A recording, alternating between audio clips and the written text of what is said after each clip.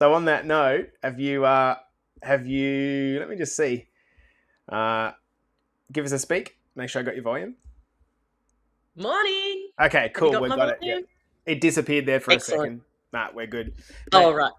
look Cool. at that beautiful sunrise in the back. How cool is this? This is what we wake up to every morning. There has to be some bonuses for living in our tiny little shoebox of a room that we live in a surf club.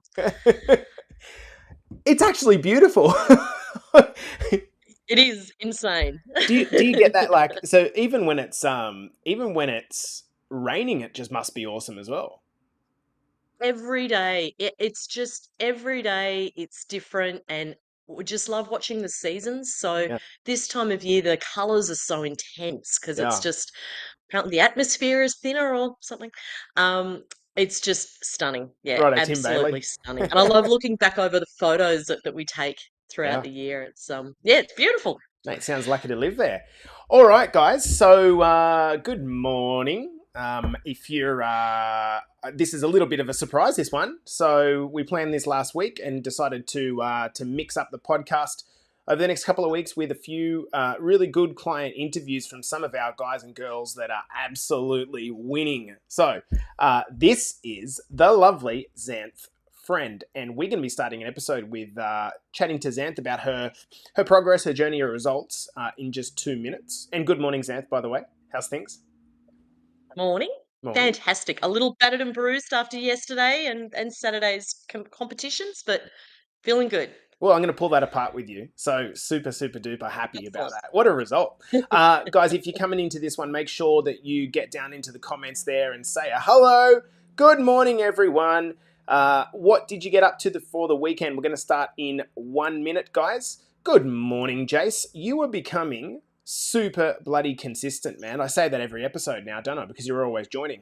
Hello, Kenny. Hello, Hazel. I hope you're good coming in from the UK. Toddy, what's going on, my brother?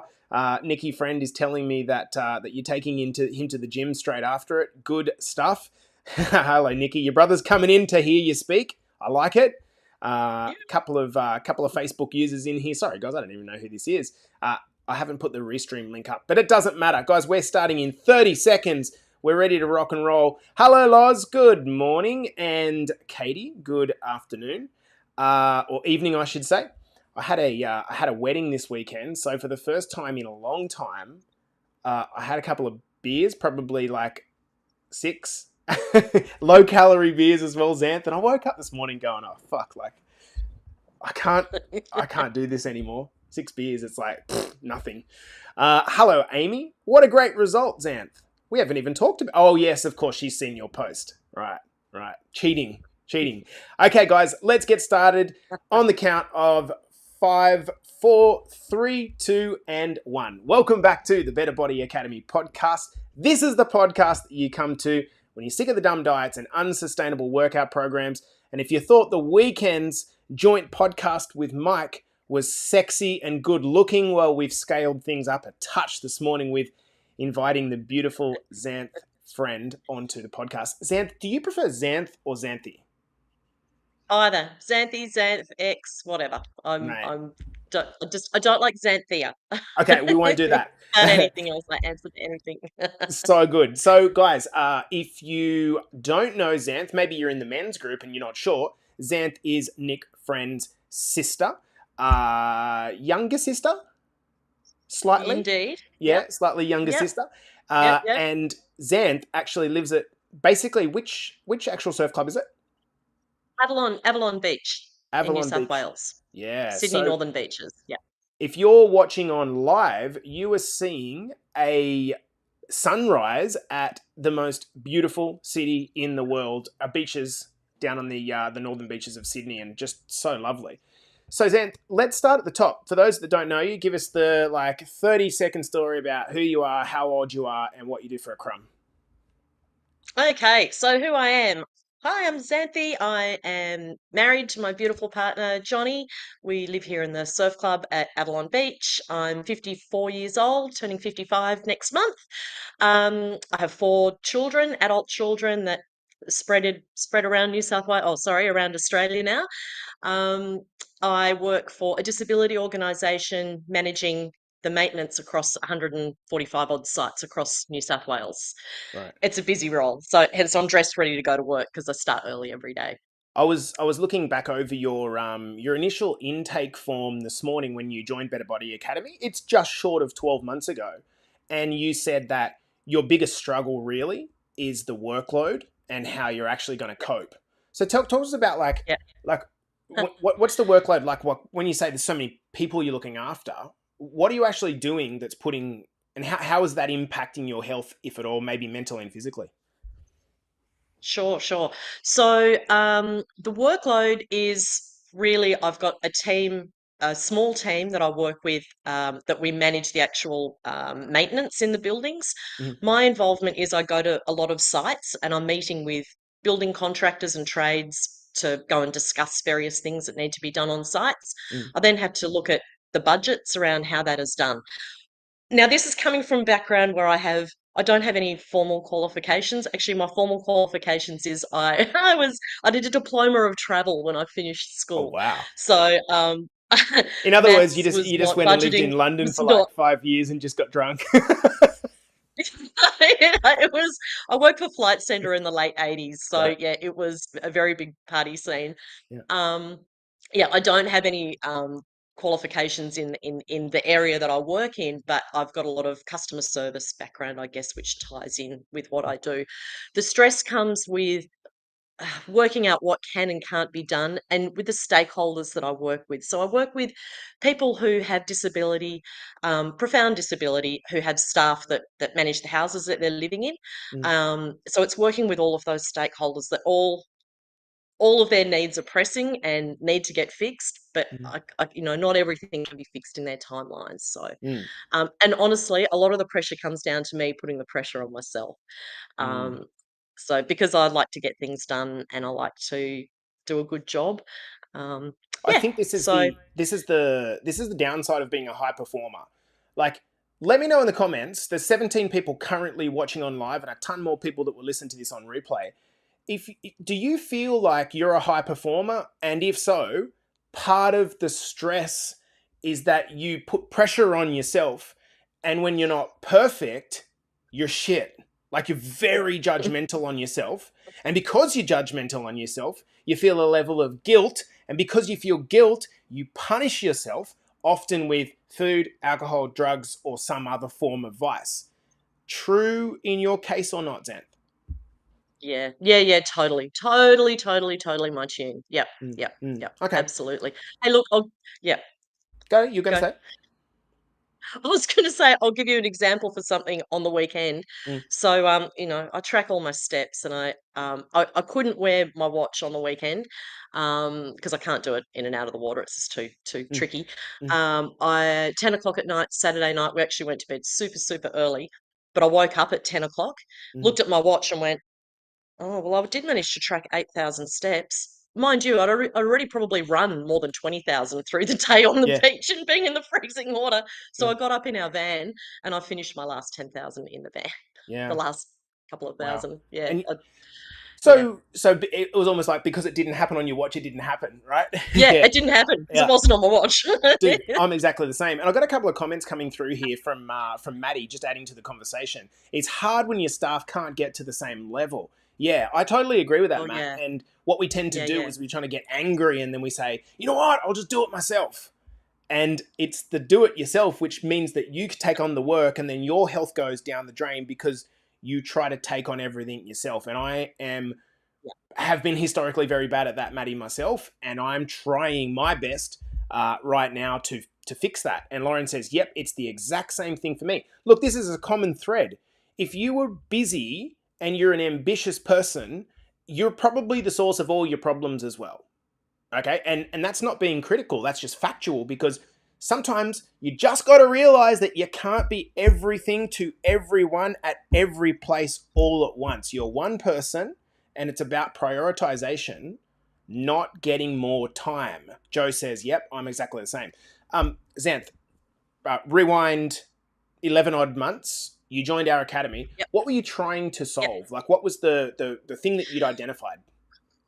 Yeah, yeah, yeah. So, it's interesting because I've looked back at it, and it was definitely in retrospect, I can see it was my mindset and my accountability. So for me, I was trying to do bits. I went to our gym and I did a few different programs. I was going to the gym and I had a PT for a while, a few years ago. So I still had that old program that I kind of fumbled around with. Mhm. My nutrition was kind of on point. My alcohol intake was terrible. Um, and but my belief in myself was zero. And for me, it was the accountability and just having to, for myself, go, no, I'm going to do this every day. Um, and that's been the biggest thing is the accountability and um, yeah, having the mindset for taking ownership of what I do every day, Mm. and You whether can it's always good, bad, or tell indifferent. when I looked at your initial intake. And by the way, I want to clarify, guys. Xanthe is 55, turned 55 now, right?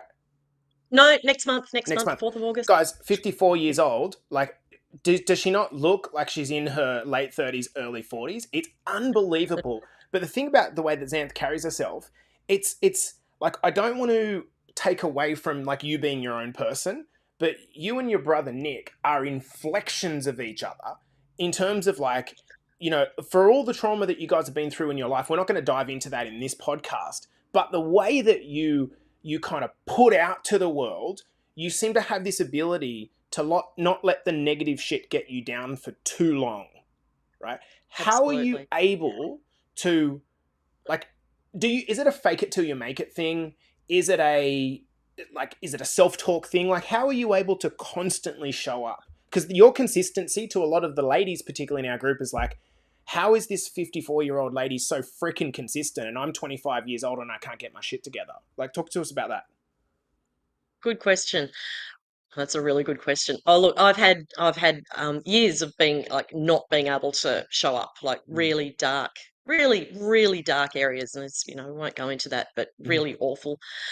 And I had to find something that was just like a small thing that I every day that I could look forward to. And for me, it's actually this sunrise. And so it'd be, okay, I'm going to get up and see the sunrise. So it would be getting in the water, it would be going and photographing it, it would be getting outside and just something that gave me a view that today is going to be a good day, and then face the day with whatever it was. And so it kind of just grew from that. Mm. Guys, can Yeah, I interrupt, Xanthi? That there is a nugget there, team, that I want to make sure that everyone picks on. Sean McKinnon, Lauren Taylor, Lisa, Joe, Jennifer. Listen to the nugget that she just dropped in, not explicitly. She said she found something in the morning, but the point is that she starts the day on her terms. She's doing mm, something she likes to set the morning. People talk about a morning routine, and I like the idea of a morning routine, but some people lose their shit when the morning routine doesn't work out because they got kids or whatever happens in the morning. What Xanth is saying is she's got something that she does in the morning that sets the tone for her day so that she's not reacting from the moment she wakes up. That is so powerful. Now, I was looking over your results, Xanth, and they're really quite interesting. I want to talk about the difference between focusing on weight loss and yeah, focusing on a lifestyle change. yeah, Your goal was initially to get down to 55 kilograms, right? And your start yeah, point was, if I can confirm, it was basically 65 kilograms. So you wanted to lose yeah, around about 5 kilograms. And right now, after 1 year, you are halfway there. Okay, 1 year. Now, there are people in our academy that lose 10 kilos in 3 weeks. How can you, like, how is it that you've been able to stay focused, or have you reshaped your goals over time? How have you not gotten frustrated, or have you just re-looked at your goals and thought, actually, that's not what this is about? Talk us through that mindset. yeah. So it's actually for me, it's not the weight that's been the big driving force for me. A lot of it has been a change in my body composition that Mm. has been a big driving factor. So it has been, yeah, the actual number on the scales. is a little bit irrelevant for me, but it is the shape of my body, the strength that that I have. And for me, it's the ability to go out and do things. So I'm an active person. I love doing lots of different things. I do heaps of different activities with my husband, and I want to be able to keep doing that for a really long time. Mm, So that's where that's where that factor comes, and where the driving incentive is for me. mm. Um, I want to stay as mobile and as physically capable of skiing and surfing and doing crazy adventurous travels that we do for the rest of my life. And I couldn't do it in the shape I was in before, but I Right. can now. So let's just look a little bit deeper at the numbers, guys. Xanth is around 4.5 kilograms down in 11 months. Now, a lot of us would be super like, oh my God, like, whoa, that's just, how has she kept her head in the game when it's slow like that? I want to let you know that Xanth's hips and waist circumference are down 10 and 12 centimeters.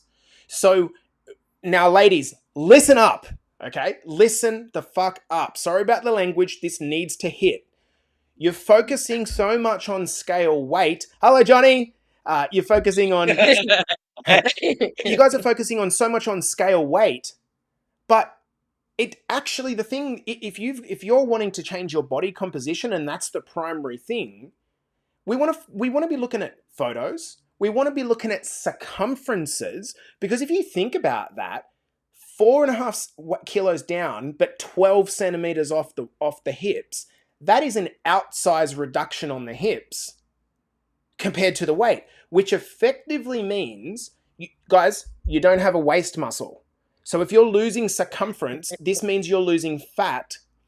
But if you look at her numbers, her weight is staying pretty steady over the last 6 months. What would that kind of give you an inclination that she's doing?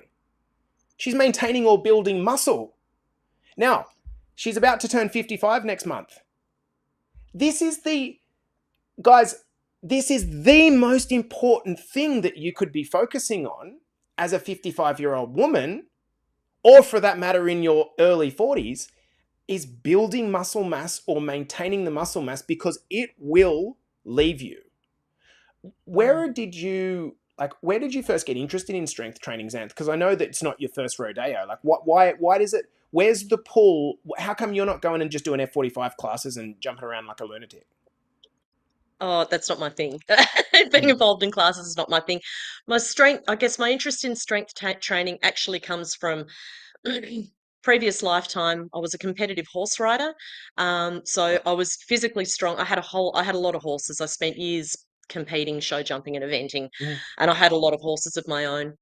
I lived on property, and I did a lot of the manual labor myself. So I had to right. be strong. Right. Um, so and I could feel when I was losing it, when I moved away from that life, I could feel my body changing and changing its body composition, and I didn't have the energy that I used to have. Mm. I had a lot of really bad habits, um, drinking and food habits that crept in when I stopped doing that. Um, But I will say one thing, and I knew, because of your strength training base, sorry to interrupt, because of your strength training base, your social life is almost able to be offset because you've got a big engine relative to your age, yeah, right? yeah, yeah, So to those of us that are out here and we're kind of we're thinking, oh, like, I'm just not comfortable in the gym.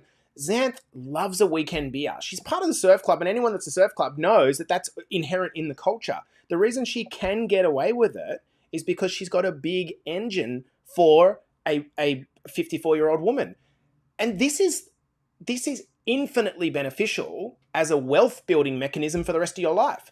Xanth is going to be the strongest 60 and 70-year-old lady on the northern beaches. She's going to look hell yeah. amazing in a bikini. She's going to have an incredible mindset, and it's because of the resistance training. It is the most important type of training that you need to get into your stuff. Talk to us about the goal that you had of Japan and doing the snowboarding trip and Oh kind of yeah. how that went. Yeah. Yeah, yeah, yeah. So that was awesome. So this was the year. So I finished horse riding, competitive riding in when I would turn 40. Mm. Johnny took up skiing and surfing. So skiing, I've been skiing for I don't know what 14 odd years now, Mm. and I just I'm slowly getting better and better. But the strength part of it was really lacking. Mind you, Johnny was a professional snowboarder. He instructed for 20 odd years, so Right. I'm trying to keep up with him when we do these trips. So I really wanted to get stronger. Skiing in Japan, the powder's really deep, and you do need to have strength to be able to keep going. And we ski for hours at a time. Mm. This year, I was just able to do run after run after run, um, and still feel fresh at the end of the day. And it was amazing. My legs just felt fantastic for it. Yeah, it Wow. felt good for I love it. that. Talk to us about the weekend. So going back over your intake form initially, longevity Yeah, and good health are the highest priority for me. I compete I want to be able to compete in my run club, my surf proficiently with ease, and be able to be yeah, in beach competitions for summer, sprints and flags, feel good yeah, and perform well. So, what yeah. happened on the weekend? You made a post winner chicken dinner. Like, what actually happened?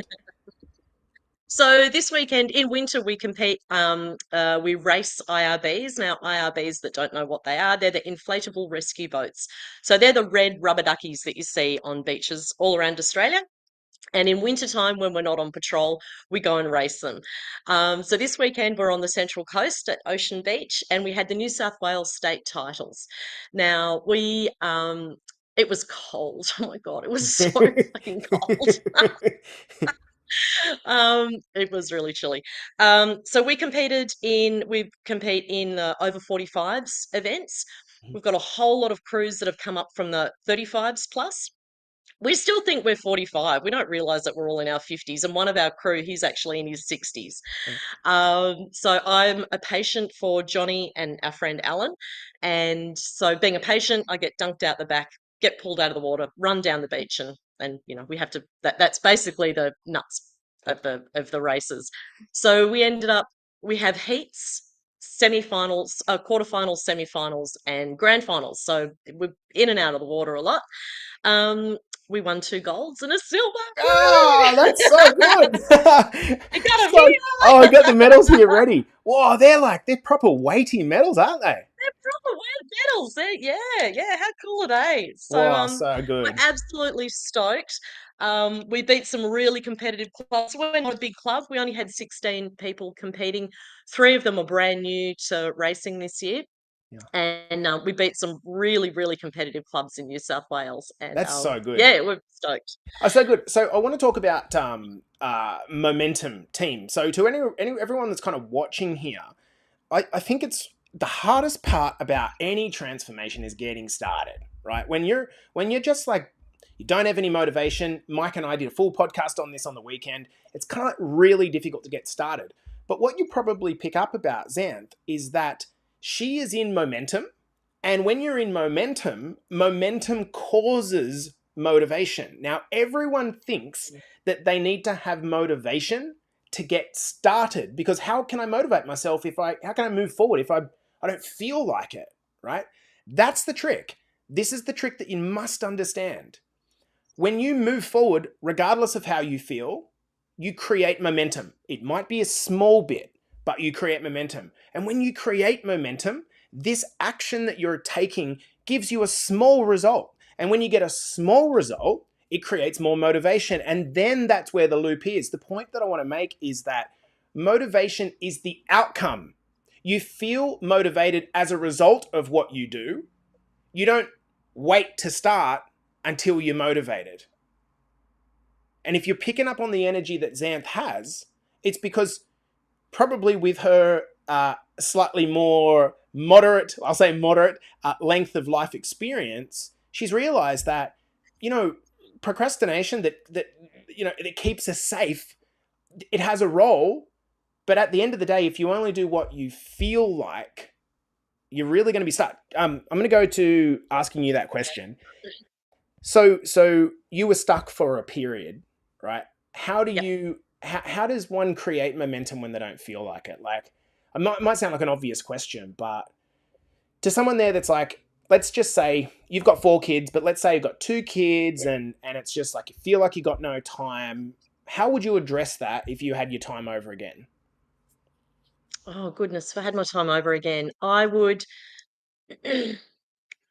just show up for myself. How do I do it? So I'm accountable to myself first and foremost. That I'm going to do something for myself every day that's going to put me in a better position health wise. I have days I come home and I don't want to go out and go to the gym. I don't want to go for a walk. I don't want to go out and sit in the beach or, go for walks on the beach. But I come home and I put my shoes on Mm. and I just do it because I've just have created that discipline to to do that. And I know that as soon as I do it, I feel so much better Mm. and I want to do it again. So it does just keep building from there. I'm going to finish off with asking 2 questions, and then we're going to wind this podcast up because this has been awesome.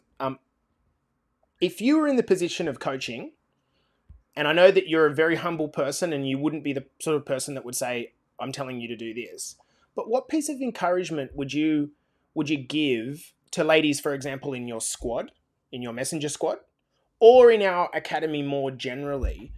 Like, is there anything that you feel is a like a golden nugget that would just like, if you just focus on doing this thing, or if you just try looking at it this way, is there anything that kind of comes to mind for you?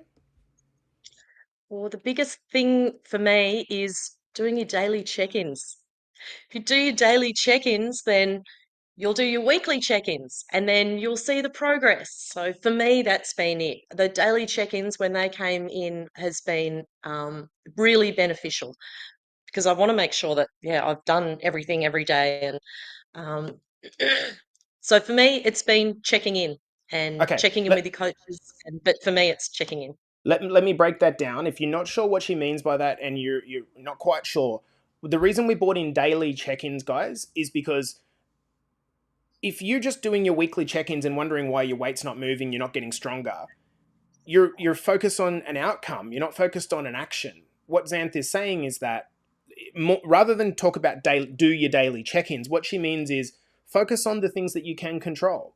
Whether it's tracking your nutrition, whether it's following your meal plan, whether it's counting your steps, whether it's hitting 1, 2 gym sessions a week, whatever it is, focus on the actions rather than the outcomes, and the actions take care of the outcomes.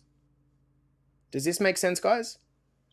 It gets Yeah. really frustrating if Xanth was looking at her. Do you still want to get to 55 kilos? Do you think that's good for your? Okay, so it's That's actually not a goal for me now. right. No. So what tends to happen is when people say this idea of falling in love with a process, like that kind of, that's a bit opaque. It's hard to understand what that means.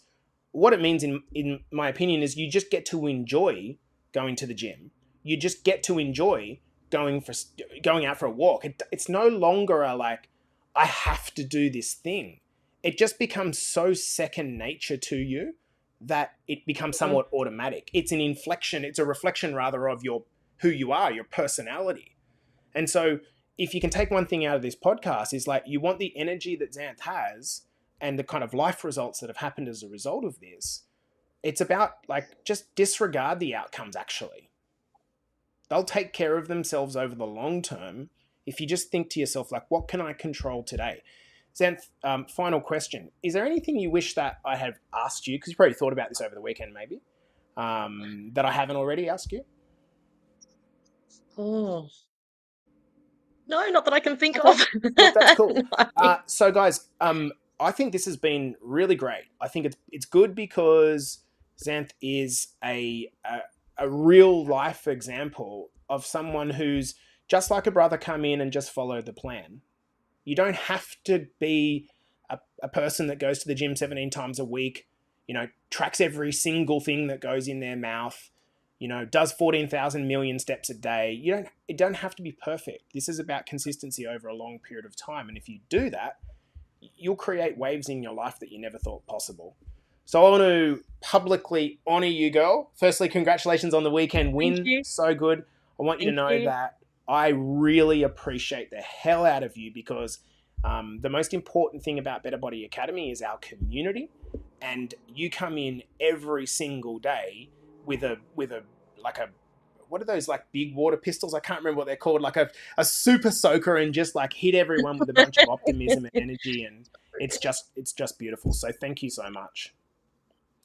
Thank you. I love the BBA. It's Love just it. a fantastic community. So thanks to you guys. Beautiful. Okay, guys, that's got your Monday morning / Sunday afternoon finished or started on the right note. Let's get out there and get them this week. This has been the Better Body Academy podcast with the lovely Xanthe friend. We'll see you guys in the next episode.